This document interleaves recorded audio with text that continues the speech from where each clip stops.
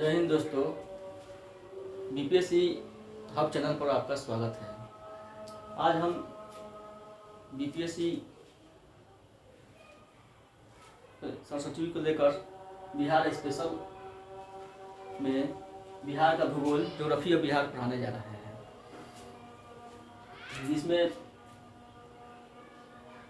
जिससे हर प्रतियोगिता परीक्षा में 5 से 7 प्रश्न पूछे जाते हैं। बीपीएससी के एग्जाम में भी 6 से 7 प्रश्न इससे आते हैं, इसलिए काफ़ी महत्वपूर्ण टॉपिक आज का विषय है। और इसके बाद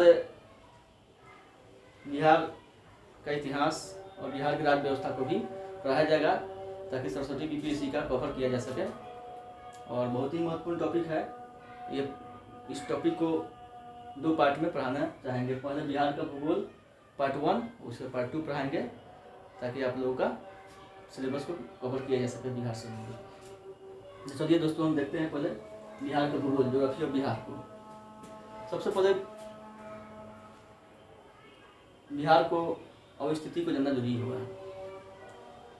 इसके लिए ग्लोब पर बिहार की क्या स्थिति है, पृथ्वी पर बिहार की क्या स्थिति है, उसको जानना जरूरी है। सबसे पहले देखते हैं, एक पृथ्वी है,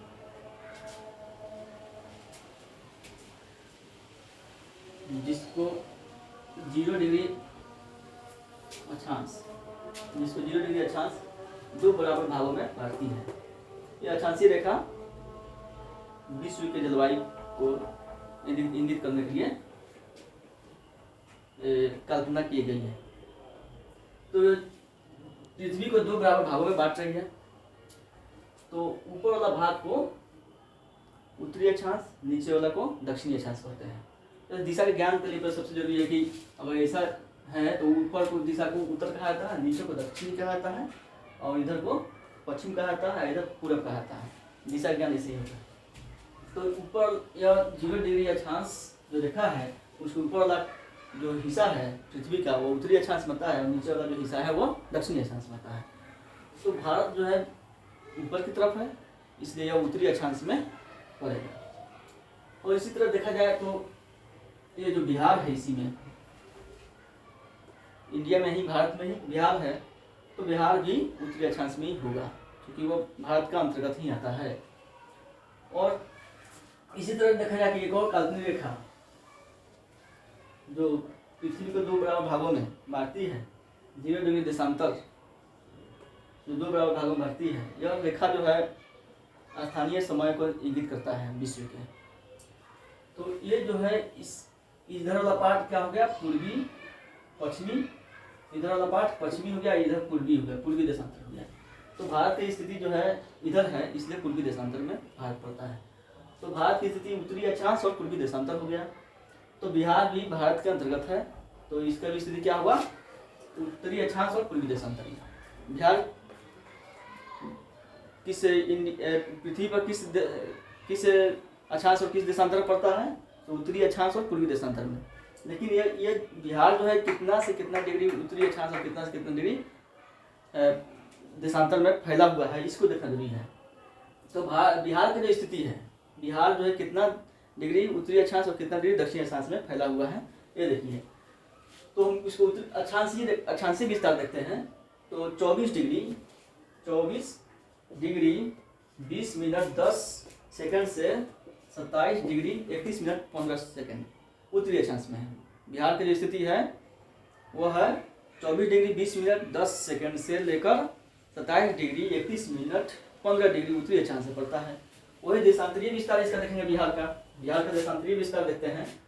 तो ये जो है इसका कितना होगा, 83 डिग्री, कितना होगा 83 डिग्री 19 मिनट 50 सेकंड से लेकर 88 डिग्री 17 मिनट 40 सेकंड पूर्वी देशांतर में पड़ता है। तो यही याद रखना है, यह बीपीएससी में हमेशा सवाल रहता है। बिहार की स्थिति क्या है, उत्तरी कितना देशांतर है, तो वह 83 डिग्री 19 मिनट 50 सेकंड से लेकर 88 डिग्री 17 मिनट 40 सेकंड पूर्वी देशांतर। और अक्षांशीय क्या स्थिति है बिहार का, तो वह है 24 डिग्री 20 मिनट 10 सेकंड से लेकर 27 डिग्री 31 मिनट 15 सेकंड उत्तरी अक्षांश से पड़ता है। अब है कि यह जो भारत का जो क्षेत्रफल है, भारत के क्षेत्रफल का कितना प्रतिशत भाग लेकर बिहार हुआ है, बिहार कितना क्षेत्रफल में फैला हुआ है। तो भारत के कुल क्षेत्रफल का 2.86 प्रतिशत, 2.86% भाग में बिहार फैला हुआ है। और यह भारत का बढ़ावा स्टेट है क्षेत्रफल की दृष्टि से। लेकिन वही जो है इसको जनसंख्या की दृष्टि से देखा जाए तो वह उत्तर प्रदेश महाराष्ट्र के बाद तीसरे नंबर पर रहता है। लेकिन क्षेत्रफल में क्या है, यह बढ़ावा स्थान है। पहले 1-2 साल पहले जो जम्मू कश्मीर का जो केंद्र शासित प्रदेश नहीं था जम्मू कश्मीर, तो जम्मू कश्मीर बढ़ावा स्थान पर था और ये 13वां स्थान पर था। लेकिन अब जो है जम्मू कश्मीर का बंटवारा जब हो गया तो ये आ गया बढ़ावे स्थान पर। ठीक है। अब कहा जाए कि इसका क्षेत्रफल कितना है, जो किलोमीटर वर्ग किलोमीटर देखा जाता है क्षेत्रफल कितना है, तो इसका क्षेत्रफल 94,163 वर्ग किलोमीटर, 94,163 वर्ग किलोमीटर क्षेत्रफल में यह भारत बिहार फैला हुआ है। समुद्र तल से ऊंचाई कितना है, तो 173 फीट, 173 फीट इसकी ऊंचाई है। समुद्र तल मान लो यहाँ है तो इसकी ऊंचाई जो कितना है, तो 73 फीट की ऊंचाई पर है बिहार। ठीक है। अब है कि इसका बिहार को देखेंगे इसका आकार क्या है। देखिए ये बिहार है, ये बिहार है तो ये देखने में ये बिहार के है तो ये देखने में कैसा लग रहा है, आयताकार। आयत ऐसे ना ऐसा आयत होता है, तो ये हो गया आयताकार। पूछेगा हमेशा पूछता है कि बिहार का आकार कैसा है, तो बोलेंगे आयताकार आकार है। और ये जो इसका जो आयताकार है तो इसका लंबाई होगा, चौड़ाई होगा इसका, तो इसकी लंबाई जो है पूरब से पश्चिम की ओर या पश्चिम से पूरब की ओर, पश्चिम से पूरब की ओर 483 किलोमीटर है। और वही उत्तर से दक्षिण की तरफ देखते हैं तो 345 किलोमीटर कितना है। पूरब से पश्चिम की ओर जो है, पूरब से पश्चिम की ओर इससे 483 है, लेकिन उत्तर से दक्षिण की ओर देखा जाए तो 345 है, यानी कम है।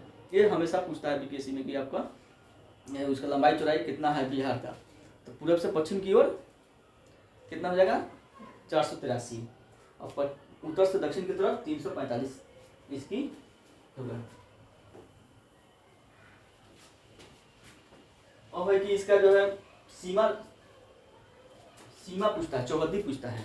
चौहद्दी में क्या होता है कि हम लोग भी गांव में चौहद्दी, गांव में हमारे दादाजी पूछते थे चौहद्दी बताओ गांव का, अपने गांव का चौहद्दी बताओ, यानी कि उत्तर में क्या पड़ता है, दक्षिण में क्या पड़ता है, कौन सा गांव पूरब में कौन सा पड़ता है और पश्चिम में कौन पड़ता है, यही उसको चौहद्दी कहा जाता है। तो बिहार में भी, बिहार का भी क्या उत्तर में नेपाल पड़ता है, उत्तर में नेपाल,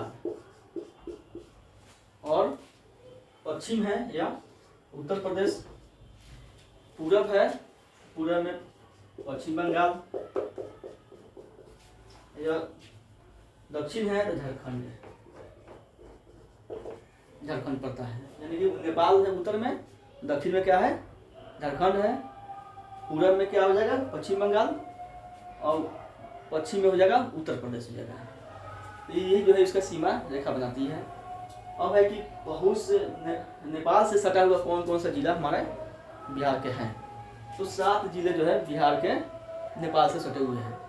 ये नेपाल है और इसी से सटा हुआ जिला है जो यहाँ पश्चिमी चंपारण जिला है, यहाँ पूर्वी चंपारण है, फिर यहाँ सीतामढ़ी है, फिर यहाँ मधुबनी है, सुपौल है, अररिया है, किशनगंज है। यहाँ पर क्या है किशनगंज है। तो 7 जिले हमारा जो है उसका सीमा रेखा बनाता है, किसका, नेपाल का। नेपाल के सीमा पर कौन है 7 जिले, याद रखना होगा, पूछता है इसमें कौन सा जिला इसमें नेपाल को टच नहीं करता है। अगर उसमें दे दे पूर्णिया दे दे, आदमी कन्फ्यूज हो जाता है, दे दे उसमें पश्चिम चंपारण, पूर्वी चंपारण, सीतामढ़ी, पूर्णिया, तो पूर्णिया नहीं होगा उसमें। तो याद रखना पड़ेगा कि भाई यहाँ 7 जिले जो है उसको टच करते हैं। तो पश्चिमी चंपारण, पूर्वी चंपारण, सीतामढ़ी, मधुबनी, सुपौल, अररिया और किशनगंज, ये 7 जिले जो है इसको टच करते हैं। उसी तरह पश्चिम बंगाल में जाएंगे तो पश्चिम बंगाल के सीमा को 3 जिले, कितना जिले हैं 3 जिले। 3 जिले इसको टच करते हैं। कौन कौन है? तो इसका सीमा में देखिएगा तो यहाँ किशनगंज, पूर्णिया और कटिहार ये पूछता है कि कौन सा मतलब जिला जो है पश्चिम बंगाल को टच करता है। और ये भी पूछता है कि बिहार के पूरब में सबसे पूरब में कौन सा जिला है, तो वो आ जाएगा कटिहार। कौन सा जिला है? कटिहार। याद रखिएगा कि बिहार के सबसे पूरब में कौन सा जिला स्थित है, तो पूछेगा तो बताना होगा कटिहार। उसी तरह यहाँ पर दक्षिण पूछता है तो गया आ जाएगा, और इधर पूछता है तो पश्चिमी चंपारण आ जाएगा। इधर अगर पूरा पश्चिमी पूछता है तो बक्सर वगैरह ले सकते हैं। ठीक है। और है कि यह उत्तर प्रदेश से कितने जिले जो इसका सीमा रेखा बनाती है, तो उत्तर प्रदेश से यहाँ से लेकर यहाँ तक उत्तर प्रदेश क्षेत्र है, तो इसमें 8 जिले हैं। कितने जिले उत्तर प्रदेश को कितने जिले टच करती है, तो 8 जिले टच करती है। इसमें कौन कौन है? तो पश्चिमी चंपारण है, गोपालगंज है, सिवान है, सारण है, छपरा, भोजपुर है, आरा। उसके बाद में आ जाएगा भोजपुर के बाद में बक्सर है, फिर कैमूर है, भगुआ मुख्यालय है, रोहतास है। रोहतास यानी सासाराम। इसका जो है कितने हैं? इसका 7 जिले इसको 8 जिले इसमें टच करते हैं। ठीक है। तो इसी को याद रखना होगा कौन कौन जिले हैं। अगर पूछ दे कि इसमें कौन सा जिला उत्तर प्रदेश को सीमा रेखा नहीं बनाती है, और उसमें दे दे कैमूर दे दे, रोहतास दे दे, बक्सर दे दे और गया दे दे, तो कौन सा जिला हो जाएगा? गया हो जाएगा। तो गया उसका नई सीमा बनाती है। एक जिला है रोहतास जो झारखंड और उत्तर प्रदेश दोनों की सीमा बनाती है। इसको याद रखना पड़ेगा। झारखंड और इसको भी बनाती है। कटिहार एक ऐसा जिला है जो पश्चिम बंगाल को भी सीमा बनाती है और झारखंड को बनाती है। और झारखंड को कितने जिले सीमा रेखा बनाती है? तो 8 जिले। इसमें भी 8 जिले याद रखिएगा। उत्तर प्रदेश में भी 8 जिले और झारखंड में भी 8 जिले सीमा रेखा बनाती है। तो कौन कौन जो मतलब कि है जिला जो झारखंड को टच करती है, तो इसको याद रखना पड़ेगा। तो इसमें जो जिला आएगा वो हो जाएगा रोहतास, औरंगाबाद, गया, नवादा, जमुई, उसके बाद बांका, भागलपुर और कटिहार। ये जो है 8 जिले इसमें इसको सीमा रेखा बनाती है। 8 जिले इसको याद रखना पड़ेगा। ठीक है। अब है कि इसमें सबसे बड़ा जिला कौन है बिहार का क्षेत्रफल की दृष्टि से, तो ये जो है सबसे बड़ा जिला होगा यहाँ पर पश्चिमी चंपारण। सबसे जो बड़ा जिला है क्षेत्रफल की दृष्टि से वो पश्चिमी चंपारण है, जो सीमा रेखा जो मतलब क्या है नेपाल और उत्तर प्रदेश के सीमा पर है। सबसे छोटा क्षेत्रफल में जिला पूछेगा तो वो हो जाएगा शिवहर। कौन हो जाएगा? शिवहर हो जाएगा। क्योंकि और यही जनसंख्या के आधार पर बोले हैं, तो जनसंख्या के आधार पर सबसे बड़ा जिला पटना हो जाएगा और सबसे छोटा शेखपुरा हो जाएगा। और पूछ दे कि बिहार का सबसे 4 बड़े जिले क्षेत्रफल में बताइए, तो 4 बड़े जिले जो हो जाएगा क्षेत्रफल में सबसे बड़ा पश्चिमी चंपारण, दूसरा गया हो जाएगा, इसको नोट कर लीजिएगा। उसके बाद पूर्वी चंपारण, फिर रोहतास, फिर कैमूर हो जाएगा। ये क्षेत्रफल में सबसे बड़ा जिला है। लेकिन वही जनसंख्या पूछ दे सबसे बड़ा पटना हो जाएगा, क्योंकि पटना की आबादी कुछ बहुत बड़ा महानगर है, इसलिए उसकी आबादी ज़्यादा है। तो पहला स्थान पर पटना, दूसरा स्थान पर पूर्वी चंपारण, तीसरा स्थान पर मुजफ्फरपुर, चौथा स्थान पर मधुबनी। ये 4 जिले जो हैं जनसंख्या के आधार पर सबसे बड़े जिले में आते हैं। सही हो गया। अब है कि बिहार का परिचय देखते हैं। तो बिहार की स्थापना जो है 22 मार्च 1912 को यह बंगाल प्रेसिडेंसी से अलग होकर एक नया राज्य अस्तित्व में आया। उस वक्त इसमें झारखंड, उड़ीसा और बिहार इंक्लूड था। फिर 1936 में 1 अप्रैल 1936 को बिहार और उड़ीसा क्या हुआ? बंटवारा हो गया। बिहार से उड़ीसा अलग हो गया। और सबसे बाद है 15 नवंबर 2000 ईस्वी में झारखंड फिर क्या हुआ कि इससे अलग होता है। और उस वक्त 55 जिले थे यहाँ। तो बिहार में कितने जिले थे? 55 जिले थे। तो 55 में से 18 जिला जो है वो झारखंड में चला गया, और 18 जिला चला गया तो बचा कितना शेष? 18 जिला चला गया तो 37 जिले शेष बचे। 37 जिले जो है बिहार जब अस्तित्व में आया 15 नवंबर 2000 ईस्वी को, तो तो अब कितने जिले लेकर 37 जिले लेकर आए हैं। फिर बाद में 38वां जिला, अभी वर्तमान में 38 जिला है, तो एक जिला कौन सा बना, एक जिला कौन बना जो विभाजन के बाद, तो है अरवल। 2001 ईस्वी में अरवल जिला बना। और वर्तमान जो फिगर देख रहे हैं बिहार का, ये कितने जिले हैं, उसमें 38 जिले हैं। ठीक है, तो इतने जिले से आपका हुआ कि बिहार और झारखंड जो हुआ अलग, वो 45.85 क्षेत्रफल लेकर वो अलग हुआ बिहार से। बिहार से वो अब 54% लगभग 54.15% क्षेत्रफल लेकर बिहार एक नया जिला, एक नया स्टेट बना है। ठीक है, अब है कि बिहार को प्रशासनिक दृष्टि से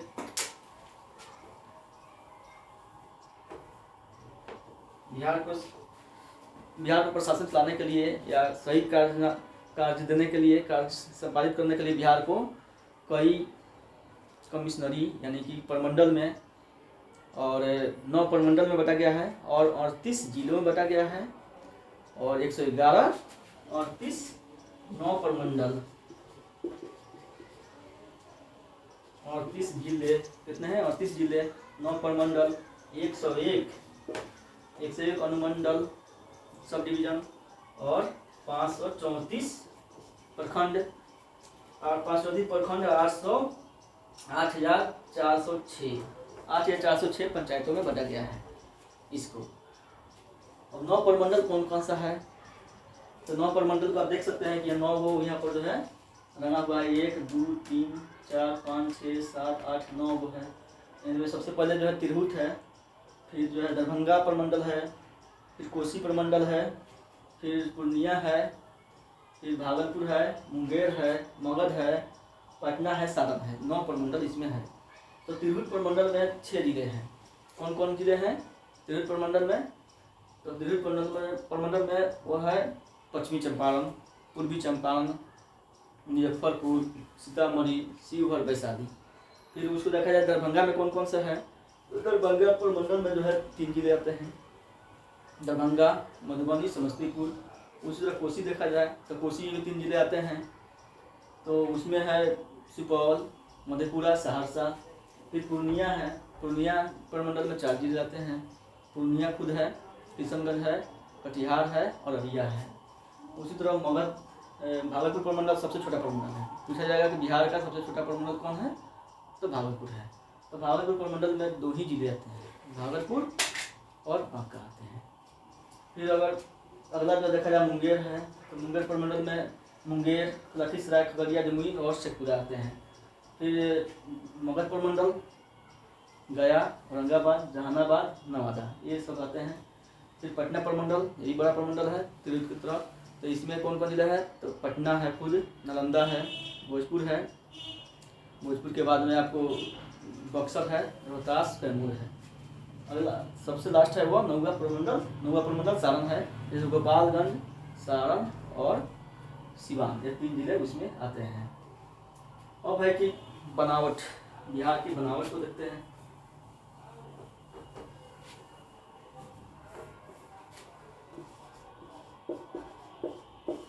बिहार का जो अध्ययन करना है वो कितने प्राकृतिक प्रदेशों में बांटना है, तो इसकी बनावट ये है, मतलब संरचना है प्राकृतिक बनावट।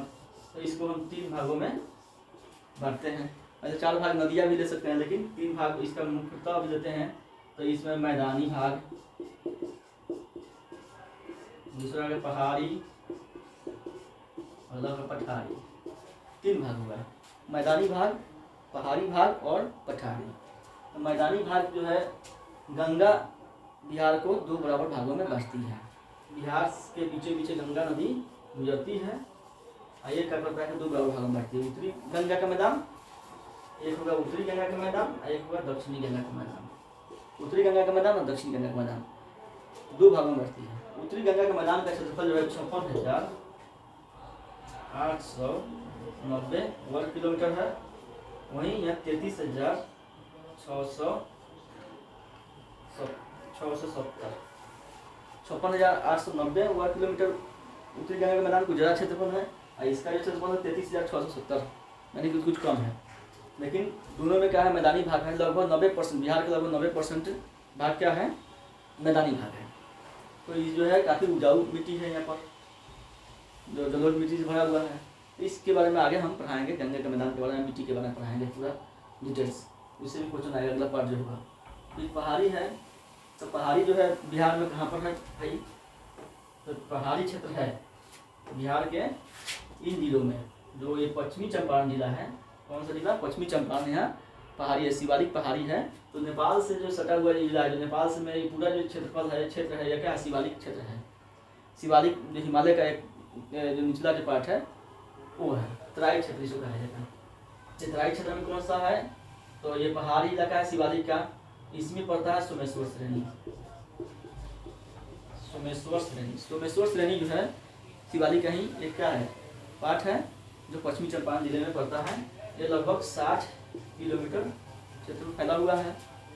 यह बिहार का सबसे ऊंचा पर्वत श्रेणी है, जो 874 मीटर। कितना ऊंचाई है इसका, सबसे ऊंची जो किला है, सबसे ऊंची जो इसका चोटी है, सोमेश्वर किला। क्या है इसका नाम, सोमेश्वर किला। सोमेश्वर की सबसे ऊंची चोटी का नाम है सोमेश्वर किला, जिसकी ऊंचाई कितना है, 874 मीटर है। तो ये सब पूछा जाएगा, बिहार का सबसे ऊंची चोटी कौन सा है, तो सोमेश्वर का किला, सोमेश्वर पहाड़। और ये किस में पड़ता है, पश्चिमी चंपारण जिला में पड़ता है। और यहीं पर एक हरहा घाटी निकलता है, हरहा घाटी, इसको दून घाटी भी कहते हैं, हरहा घाटी या दून घाटी। हरहा घाटी यहाँ तो निकलता है, इस ये पूछता है परीक्षा में, हरहा घाटी को क्या कहा जाता है और दून घाटी कहा जाता है। तो इसको यहाँ देखते हैं, इसके बारे में भी आगे हम पढ़ेंगे, पहाड़ी के बारे में। फिर पठार है, तो पठार क्षेत्र जो है बिहार में, ये जो है क्षेत्र है कैमूर, रोहतास लेकर ये सब कौन सा है, खड़गपुर पहाड़ी, ये सभी एरिया जो है उधर गया, ये सभी एरिया में पहाड़ फैला हुआ मुंगेर तक।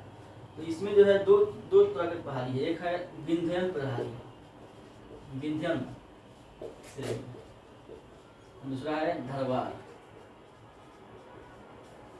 विंध्यन श्रेणी है और धरवार है। तो विंध्यन श्रेणी का निर्माण भी प्री कैम्ब्रियन युग में कब हुआ, प्री कैम्ब्रियन,